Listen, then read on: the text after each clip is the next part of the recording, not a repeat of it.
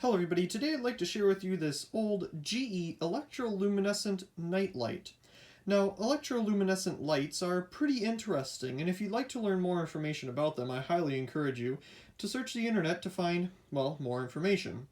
But anyway, I'm not going to cover everything about the electroluminescent light here in this video, more about the product and just some basic information as well.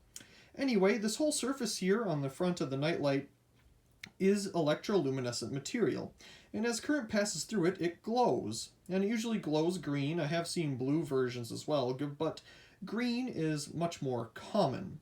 You'll see a little lead down here that touches another side of the material to help it, glow. Maybe that's the negative or positive, I'm not quite sure. Anyway, this thing is also a multiple outlet device, or as some like to call an octopus, or I don't know what else people call these things that have more outlets on them. For some reason, you just call them extender. I don't know. Anyway, the name is escaping my mind right now, but the most creative is an octopus, I guess, because you can plug in multiple things, like an octopus has multiple arms, appendages, whatever.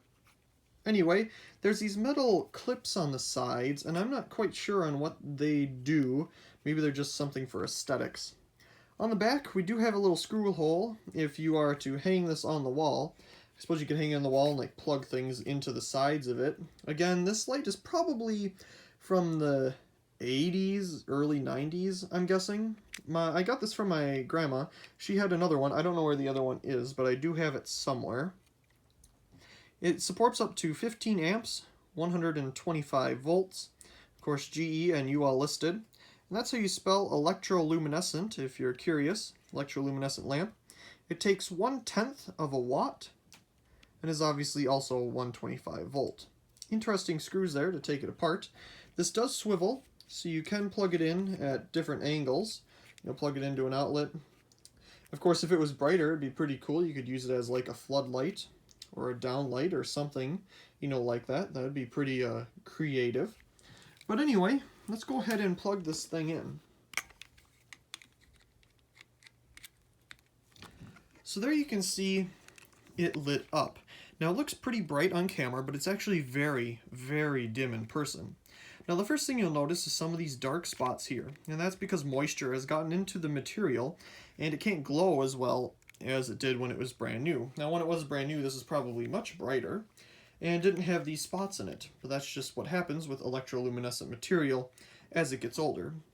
You can see how some moisture has gotten in down by this tab here, and I'm guessing there's a tab on the other side on the back that we can't see over here to pass current through and then return.